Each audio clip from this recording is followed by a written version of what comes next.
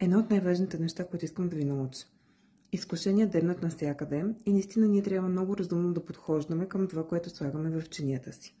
Затова винаги обръщайте много внимание на това, което ядете. Това, което слагате в чинията, това определя дали ще бъдете здрави, дали ще имате тонус и енергия, каква ще бъде кожата ви, дали косата ви ще расте или не. Така че осъзнатия избор на храната ще допринесе много за вашата форма, за вашето здравословно състояние, за вашия тонус и енергия, както и за вашата мозъчна функция. Така че подбирайте умело храната си, разсъждавайте какво има в чинията и не се подавайте на мигновените изкушения. Да, така е, знам, трудно е. На пазара дебнат изкушения от всякъде, къде по-вкусни и хубави неща. Но ние трябва да сме осъзнати.